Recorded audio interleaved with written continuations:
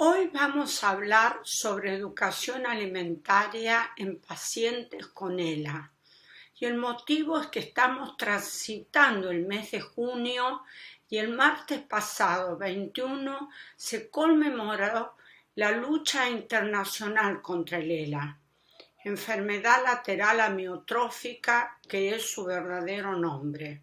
Soy la doctora Simán Menem, presidente de CESAN, Centro de Endocrinología, Salud, Alimentación y Nutrición, y presidente de la Fundación Argentina de Síndrome Metabólico, FASIMED.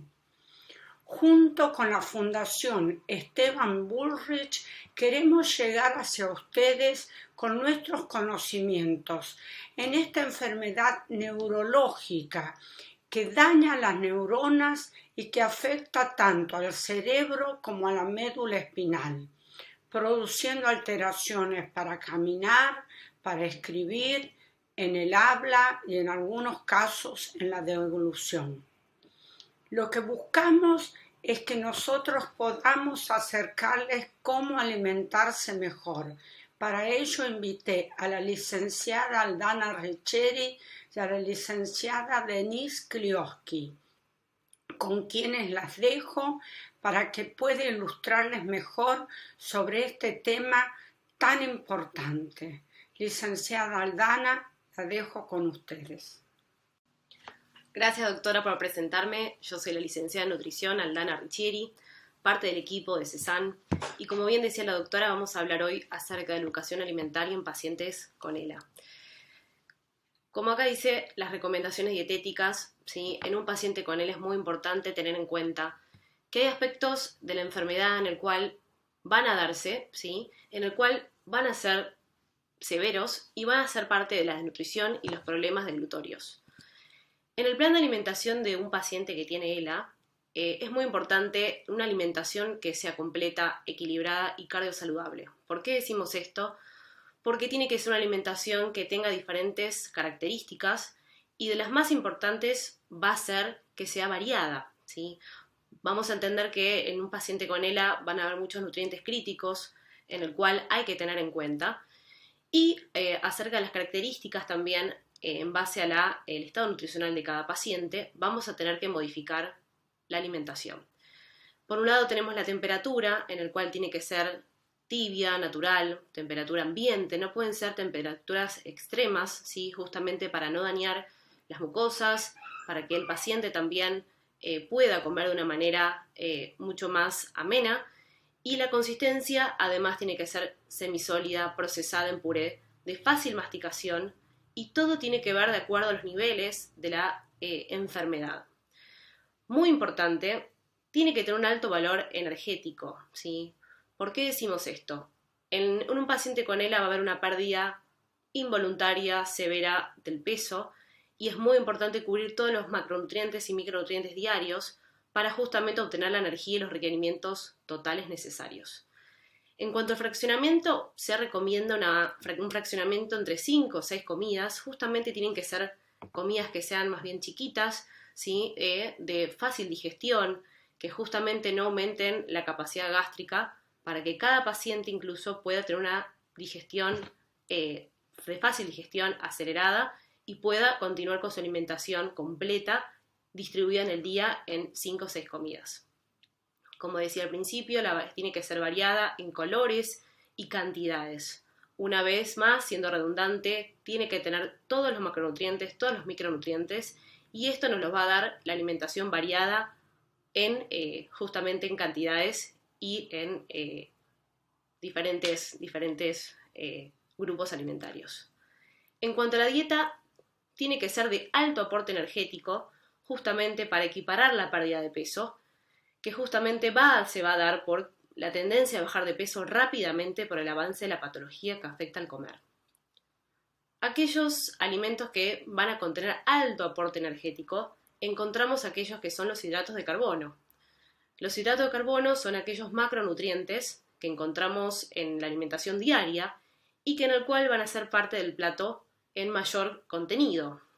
Tenemos la pasta, tenemos el arroz, tenemos la papa, la batata, todo lo que sean cereales, como por ejemplo la polenta, las legumbres, las frutas, el pan, ¿sí? Y justamente tiene que ser parte del plato en mayor cantidad que otros alimentos. Siempre vamos a hablar de adecuar la textura, la cantidad de acuerdo a las necesidades calóricas. Luego tenemos las grasas. Las grasas son otra fuente de energía muy importante en pacientes con ELA, justamente porque estos alimentos suelen tener mucha energía en poca cantidad. Son alimentos muy energéticos que ayudan a cubrir las necesidades y que de vuelta vamos a modificarlo de acuerdo al estado nutricional del paciente, ¿sí? Todo tiene que ver también con el estado de glutorio y masticación del paciente y en cuanto a los alimentos con grasas vamos a encontrar en mayor preponderancia alimentos, por ejemplo, como el aceite de oliva, la palta, frutos secos, yema del huevo, mantequilla de maní. Hay que tener en cuenta, una vez más, que no todos los alimentos son necesarios, sino que justamente son necesarios los macronutrientes. Una vez más, tenemos que enfatizar en la textura, ¿sí? No es lo mismo una mantequilla de maní que se pueda pegar al paladar que de repente un aceite de oliva que nos va a ayudar a hacer un alimento que nos ayuda a ligar los alimentos y a agregar mayor factor energético sin tener riesgo en la dilución. Por otro lado tenemos las proteínas, ¿sí? Las proteínas las vamos a encontrar en mayor preponderancia en alimentos que son de origen animal. Vamos a tener el pollo, las carnes, ¿sí? Si se puede carnes magras, salmón, pescados que son altos en omega 3, antiinflamatorios. Tener en cuenta acá el tema de las espinas, por eso vamos a utilizar pescados que no tengan espinas, como por ejemplo el atún, ¿sí? La merluza. El huevo es una de las proteínas más completas y que nos ayuda a ligar un montón de preparaciones. Acá tener en cuenta una vez más textura, cocciones, ¿sí? Después tenemos el yogur, los quesos, la proteína de soja, tofu, de acuerdo también al gusto del paciente, y la ricota. Después tenemos, muy importante también, las verduras y las frutas. Enfatizamos siempre el consumo de frutas y verduras porque son de los grupos alimentarios que van a obtener más vitaminas y minerales y que son fuente principal de fibra, lo que va a acelerar la motilidad intestinal. En pacientes con ELA tenemos casos en el cual hay estreñimientos muy severos, entonces este grupo va a ser crucial en la alimentación de pacientes con ELA. En cuanto a la cantidad, vamos a ver un poquito más adelante cómo es la distribución en el plato, pero las verduras vamos a preferir que sean de cocciones más bien al horno, hervido, a la parrilla, a la plancha. Se recomienda más bien cocidas, justamente para tampoco llenar la capacidad gástrica del paciente y que se llene con verduras crudas. Frutas también modificadas por cocción, cuanto más fibra tienen, ¿sí? Mejor es la digestibilidad. Y vamos a optar también cocciones que sean, por ejemplo, en compota, al horno, triturados. Esto lo vamos a ver más adelante con la licenciada. Y vamos a optar justamente que estén en cada comida para poder tener mayor aporte energético. Luego tenemos lo que es la representación gráfica del plato de cómo debe estar distribuida la comida de los pacientes con ELA. Acá también hay que tener en cuenta que hay diferentes frecuencias de acuerdo al consumo de cada paciente, pero vamos a tener que cumplimentar con una distribución que sea igual para todos. Como hablamos al principio, alimentos que son de alto valor energético, en el cual son fuente de hidratos de carbono, principalmente las grasas y las proteínas. Y por último vamos a tener todo lo que sean fuentes de fibras, vitaminas y minerales, porque son aquellos que van a aportar en alto volumen pocas calorías, por poca energía. Y tenemos en los hidratos de carbono, las proteínas y las grasas, alimentos que suelen aportar mucho valor energético, en el cual en pacientes con ELA vamos a necesitar ese aporte para poder no llegar a esta pérdida de peso de manera considerable. El aceite, acordémonos también, muy importante en comidas principales, por el simple hecho de ser un alimento fuente de grasa, muy fácil también de poder ligar y que no nos va a obtener riesgo de masticación o de dilución en pacientes con ELA. Tenemos En las carnes, aproximadamente una frecuencia de 3 veces por semana, carnes rojas principalmente. Después tenemos las carnes blancas, ¿sí? Pollo, pescado, cerdo, y todo esto va a tener algo en común, que es un nutriente principal, importante, que es el hierro, ¿sí? Y después tenemos el macronutriente de vuelta, que es la proteína, importante para reparación de toda la parte muscular, ¿sí? El desarrollo de las enzimas, y para justamente no perder el tejido principal y último, que es el tejido muscular, una vez más, que tenemos en la pérdida considerable de peso. Luego tenemos los huevos también se recomiendan, aproximadamente 3 o 4 por semana, pero bueno, esto también se puede adecuar de acuerdo al estado nutricional de cada paciente, por ser un alimento muy importante, ¿sí? Para la adecuación de muchas comidas. Es un ligante y además aporta vitamina D, vitamina B12, colina, entre otras vitaminas. En la fuente de hidratos aproximadamente tenemos 2-3 veces por semana el arroz, ¿sí? El pan puede ser a diario, lo podemos distribuir en desayunos y meriendas, ¿sí? Por una cuestión cultural de cómo comemos todos nosotros. La pasta 2-3 veces por semana, justamente por ser un hidrato que suele tener harinas, ¿sí? Pero importante para la parte energética, que es lo que venimos resaltando. Luego tenemos la papa, la batata, y por último tenemos también las legumbres, fuente de fibra, ¿sí? Fuente de proteínas. Tener en cuenta aquellos alimentos que nos va a contar ahora la licenciada Denise Klionsky, cuáles van a ser más pertinentes de acuerdo al estado nutricional de cada paciente y el estado deglutivo de cada uno. Luego tenemos a diario los lácteos, ¿sí? También muy importante para aportar en desayunos y meriendas, en el cual nos van a aportar calcio y también van a aportarnos proteínas, ¿sí? Ahora lo voy a dejar con la licenciada Denise Klionsky, que va a hablar un poquito acerca de las texturas y la adecuación para cada paciente. Hola, ¿qué tal? Mi nombre es Denise Klionsky, soy nutricionista y les voy a estar hablando un poquito de la modificación de la textura de los alimentos.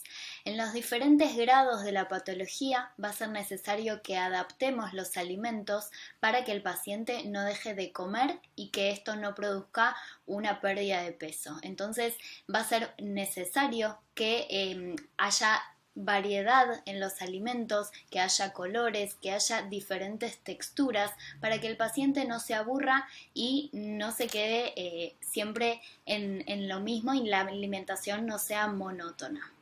Entonces, vamos a tratar de convertir la alimentación en apta y en segura para que el paciente pueda alimentarse. Les voy a hablar un poco de lo que es la textura procesada. Esto, acá como se muestra en la foto, ¿sí? Está procesado, por ejemplo, carne o pollo y es a través de electrodomésticos, ¿sí? Esto se hace, por ejemplo, con una procesadora, una licuadora, una mini primer. Son alimentos un poco más duros que hay que adaptarlos para que el paciente los pueda ingerir. Entonces, a veces con la ayuda de algún aceite o de alguna pasta que nos pueda ayudar para la textura, ¿sí? Propiamente dicha, vamos a ayudar a que todo sea un poco más fácil para la digestión y la deglución, ¿sí? Perfecto. Textura puré. Esto es una textura que se logra generalmente con un tenedor o una cuchara porque los alimentos siempre son mucho más blanditos. Esto ocurre, por ejemplo, con una papa, con un zapallo, con alguna verdura y no se necesita de un electrodoméstico. Estas son texturas seguras y son aptas porque no requieren demasiado de lo que es masticación y el paciente lo va a poder consumir en diferentes grados de la patología. La broncoaspiración es muy importante tenerla en cuenta.